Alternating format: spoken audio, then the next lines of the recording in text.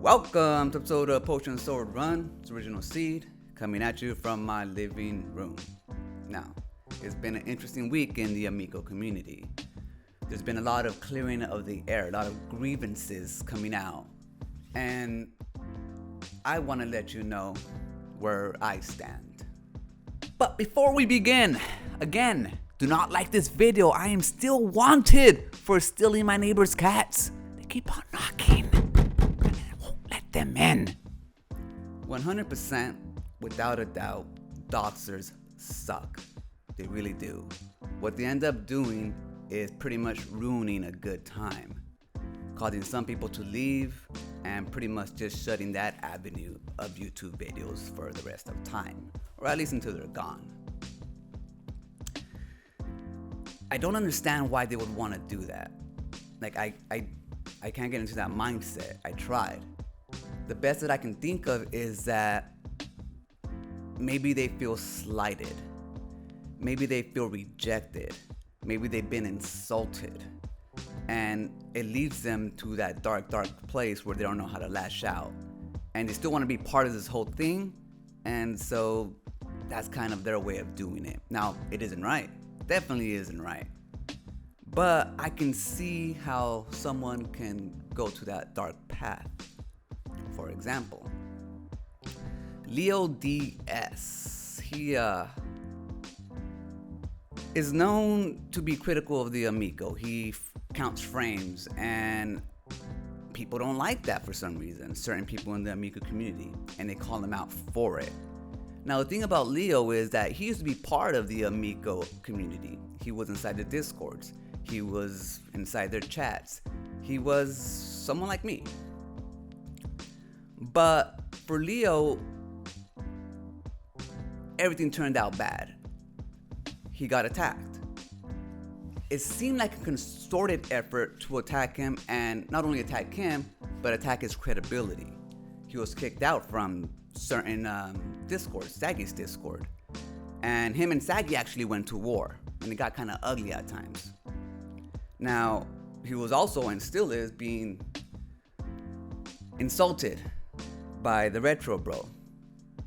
So that battle continues. Now, between Leo and Saggy, even though it got ugly, the thing I like about Saggy is that she's always willing to reach out. Maybe not at first, but over time. And at least engage with a certain individual. She's done it before. She just did it with Leo Diaz recently. And they come to at least an understanding. So now Leo Diaz understands where she's coming from, and he's less critical of her in that way. I want to give props to Saggy for doing that, because it takes a lot of courage to actually face your critics and, actually come to an understanding. And I want to give credit to Leo too, because she faced the wrath of Saggy, but he stayed calm, cool, collected. And by the end of it, they left in good terms. Now, between Leo Diaz and Retro Bro, the war continues, like I said. And the reason why is because Retro Bro is being insulting to him. Now, the reason why I mentioned Leo Diaz in all of this is because he's an example of someone that was insulted, his credibility was questioned, and he continues to be, attacked, should you say. And because of that, Leo Diaz turned to the dark side. He created a new channel that pretty much just talks crap about Amico and people who are involved in the wars. You guys led them to that point. He didn't want to do it. He has his first channel, Leo Diaz, and talks about all his other stuff. But you guys put them, he felt like he had to respond, and this is him pretty much responding. He's showing you the mirror. This is what this certain other individual was talking about when he warned, not threatened, warned the Retro Bro that things will get uglier, that people are holding back. Leo Diaz was holding back. He still is holding back if you want to get to a certain point. But now he's raw and unfiltered. You asked for it, and he delivered. Or at least he's delivering now. And I see great growth in his channel for the future. I really do. Now, the thing about Leo is he's level-headed, he's smart. He just created an Anti-Amico channel. He didn't turn to doxing. He could have. With all those insults, he could have just held on to all that rage and lashed out that way. But instead, he started to fight fire with fire.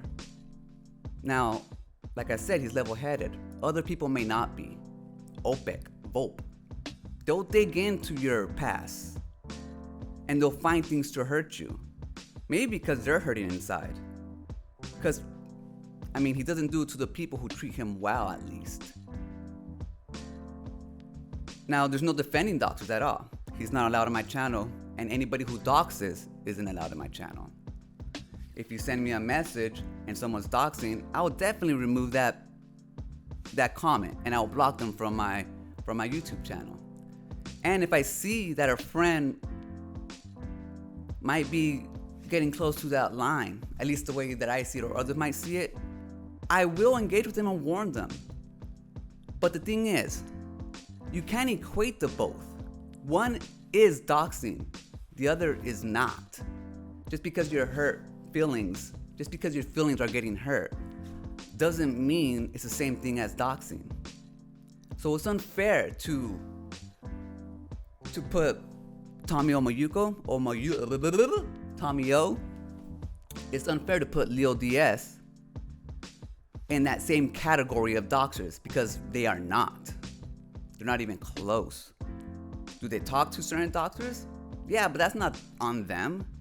Everyone should be responsible for their own individual actions. And we shouldn't be judging people's actions based on someone else's artwork. I put out creations, art, videos. It isn't my responsibility it isn't my fault the way people react to my art. That's insane. You go look at a painting, and if it's telling you inside that you gotta go do bad things, it isn't the artist's fault for painting this painting. It's the individual who's perceiving it that way and acts on those actions. So it's unfair to lump these people in the same category. And I see that being done. This certain individual that was giving you a warning, he came back after getting a little bit of backlash from Tony. And instead, what he did, he didn't rage. He just took his ball and went home. Again, he was level-headed. He could have went to that dark place and said, you know what, fuck these guys. But he didn't. And the reason why I mentioned Tommy O is because I see him struggle in his comments and his way of thinking. Yeah, he was defensive at first because he's just putting out a song. And you guys are blaming a song for actions committed. You're blaming him and by extension. So he was defensive. But if you look at his comments, he's there trying to apologize that if his songs cause someone to dox someone, he apologizes, but it's not his responsibility. It's not on him. Just as it's not on Marilyn Manson back in the day that caused all this mass hysteria. It's not video games' fault when people go out and do stupid stuff. It's the individual's fault who does it. And he did say one thing that stuck with me. It's not personal. And it's not. I want you guys to understand that. The only reason why you guys are being targeted, anybody, is because you guys also engage. Saggy Malin engages with the trolls, so they engage back. The Retro Bro engages with the Anti-Amico crowd, so they engage back. One thing that I disagree with Saggy Malins is about DJC and his recent discovery of his past videos where he's actually himself. I don't know. But those videos aren't like personal diaries. Those videos were actually arts of work that he created and uploaded. Otherwise, you can't find these. These are well produced. These show a different side of DJC that maybe he's embarrassed of now. I don't see why. But that's all fair. because it's something that he created to put out in the world. So it's not the same as doxing, and you cannot compare the two. Now, when it comes to certain people in the Amico community, like I said, all is fair if you're gonna engage, but there's different ways of engaging. For example, Geeks with Cash, he jumps into the Amico podcast and streams, but he doesn't engage with the trolls. Not at all. On his channel, it's mostly just video games, retro runs, talking about the past, stuff like that. You don't see him making anti-Amico hater videos. Sure, he might have a text here or there or a tweet here or there that agrees with somebody or, tries to consult one of his friends or something. But he's not active in the war. Therefore, he don't get too much pushback. Maybe none at all.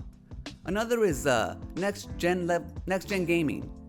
Mike Mullis. I don't follow him. Sorry, not yet at least. I like to feel them out before I actually start following them. Anyways, he seems like a cool guy. He don't engage on this anti-Amico war. So in the end, he doesn't get much pushback either.